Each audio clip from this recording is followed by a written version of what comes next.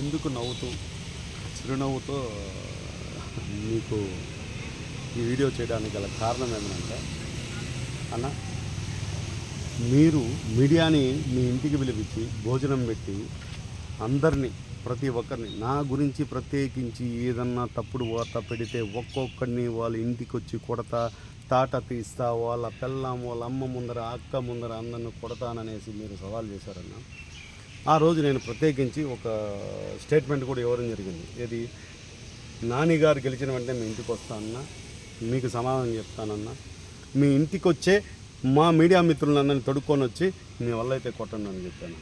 కానీ నాకు ఈరోజు ప్రత్యేకించి ఒక చిరునవ్వు వస్తుందన్న. మీరు పిఆర్ఓలుగా చాలామందిని పెట్టుకున్నారు. ఆ పిఆర్ఓలుగా పెట్టుకొని మీలాగా చెరువులు, మీలాగా మఠ భూములు, మీలా కాల భూములు ఆక్యుపై చేయని తత్వం మీకు ఉంది. ఎందుకంటే మీరు చాలా గొప్పవాళ్ళు.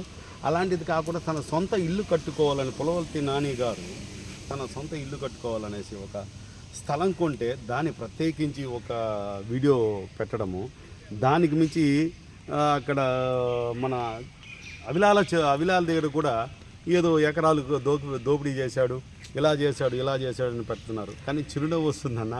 మీలాగా అన్యాయానికి మఠం భూములు, చెరువులు, ఇసుక మాఫియా, రెడ్ శాండిలు యూత్కి సంబంధించి ఈరోజు నేను యూనివర్సిటీలో ఉన్నానన్న. యూనివర్సిటీలో ఇదివరకు ఎటువంటి పరిస్థితుల్లో కూడా లెట్రిన్లు బాత్రూమ్ లేని పరిస్థితులు ఉన్నాయన్న.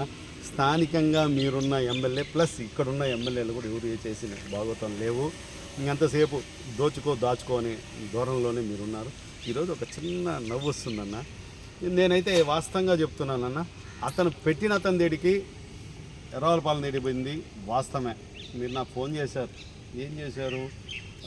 అతన్ని నేను ప్రశ్నించడానికి ఎలా వెళ్ళానంటే, అయ్యా నీకు ఎవరు పెట్టారు, ఏం చేశారు, ఎందుకు నువ్వు ఇలా పెట్టావంటే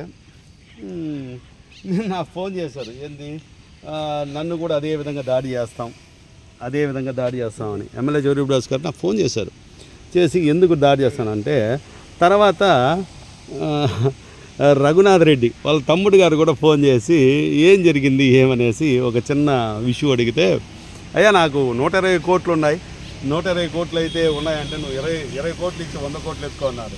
ఈ 100 కోట్లు ఎత్తుకో 20 కోట్లు ఎత్తుకో అన్నా కూడా ఇసుకదో లేదంటే అదేంటది ఏదో చెప్పాడు అన్న, ఎవరు రఘుమామ అంటే మేమిద్దరం క్లాస్మేట్ కాబట్టి అలా మాట్లాడినాను అన్న. ఒక్కటి మాత్రం చెప్తున్నాను, దయచేసి చెప్తున్నా, యువతకి మీరు ప్రేరేపించి ప్రత్యేకించి చేసిందే లేదు. గంజాయికి, మద్యానికి